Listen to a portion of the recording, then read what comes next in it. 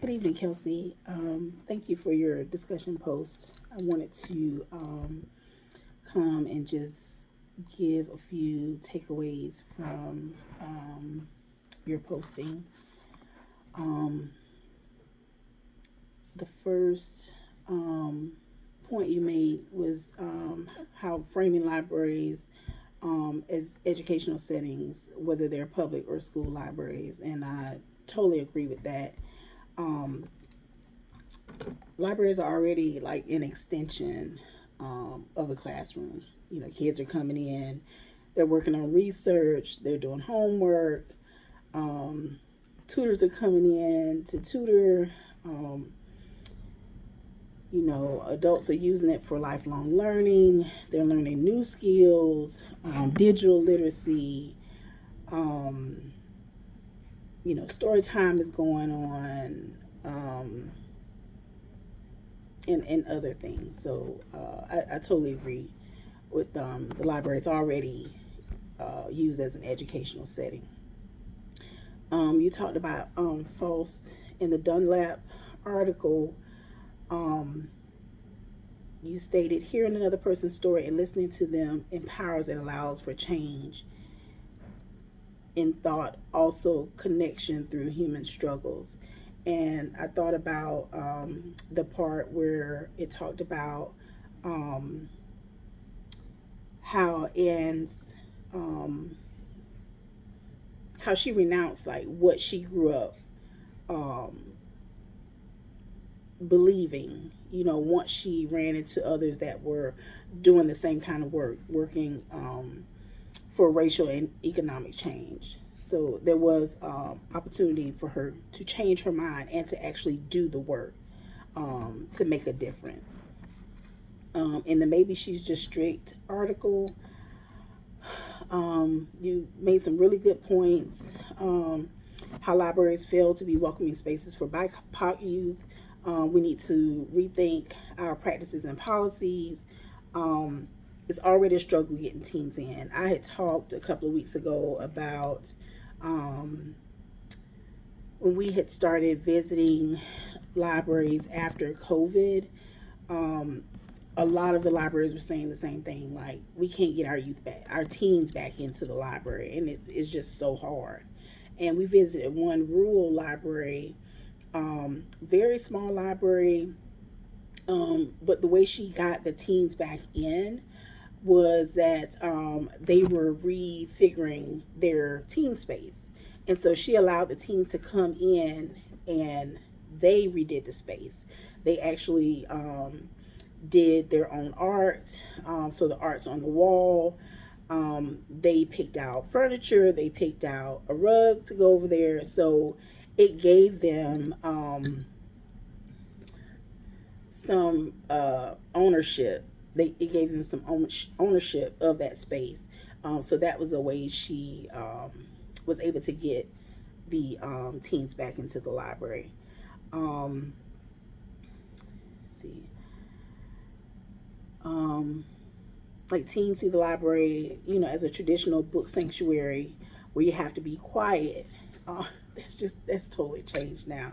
Um, I love that when libraries are being built or they're being renovated, um, you know, the board and library staff and managers and directors are really thinking about um, how to make the teen space like welcoming, and they're really putting some thought into that.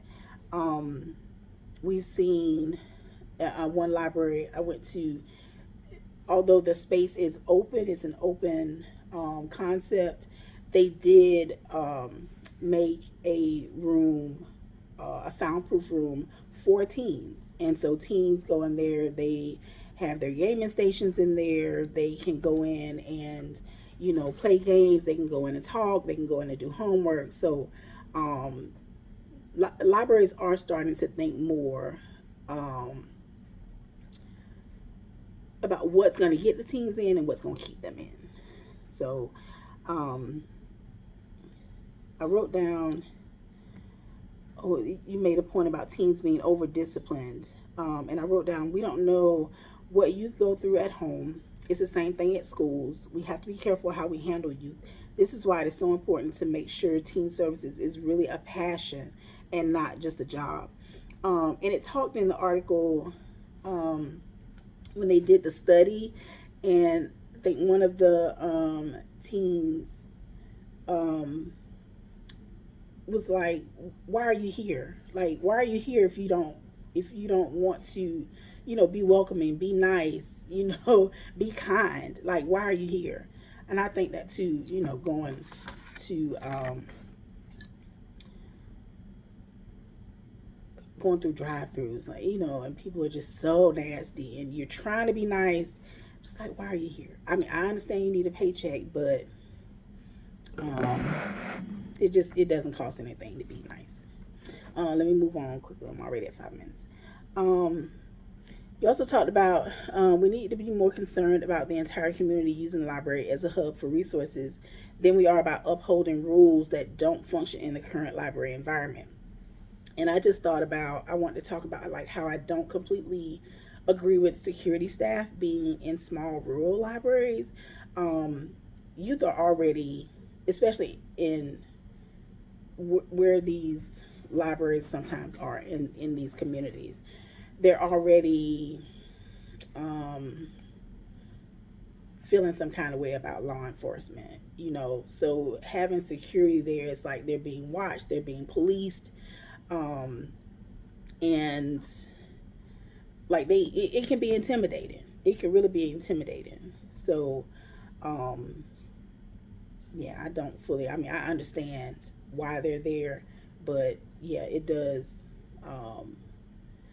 give like a negative face to you. Let's talk about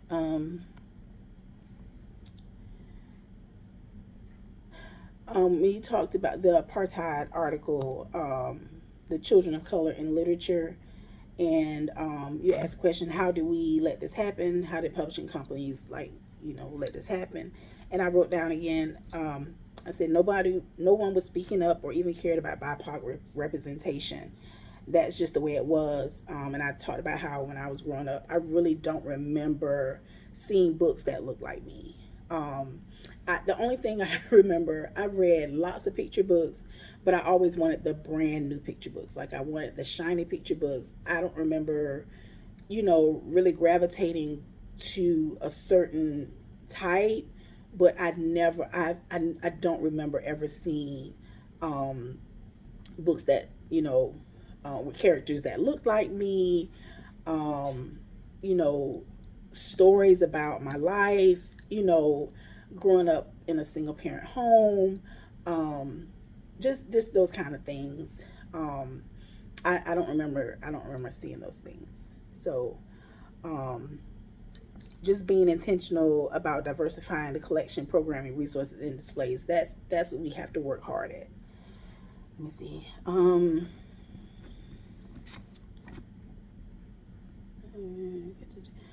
The Jesse Haggard, I can't remember how to pronounce his name, but the teaching truth article,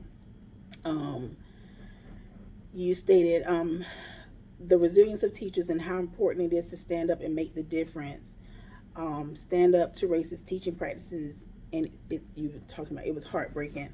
And I just thought about, I was talking to my friend last week, and just she's in Florida, and so it's just really been hard, extra hard now, but she's at the point where she's just done, and she wants to leave, but like she's a few years away from retirement, but she is just over it and frustrated and don't know what to do.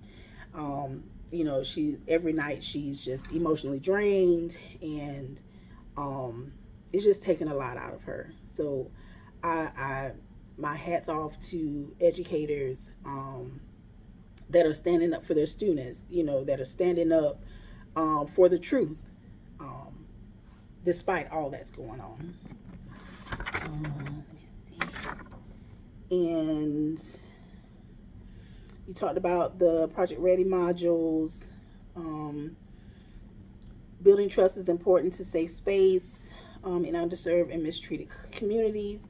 And that made me think about when I worked for the first library I worked for was in a very small rural community, and I was drove the bookmobile. And where I lived, the bookmobile would go and park. I'm sorry, my words. Park at the Piggly Wiggly. And when I first started, we would sit there for like 2.5 hours. Nobody would come on. And I was just like, what's going on? And so I started opening the door and setting the table out.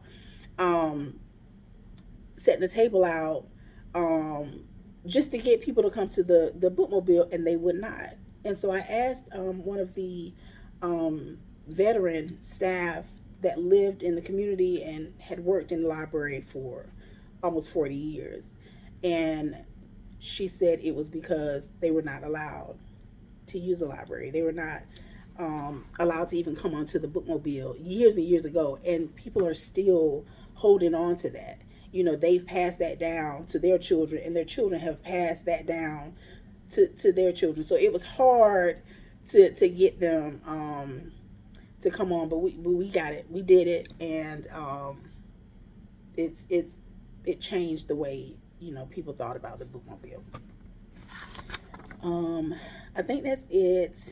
I really liked how you discussed how you're going to incorporate the ideas into the work that you're doing now. I really appreciated that, and I think that's what I miss every week. And I always go over. I don't always answer the questions, but I really enjoyed your post. Thank you so much, and I look forward to hearing from you again. Good evening.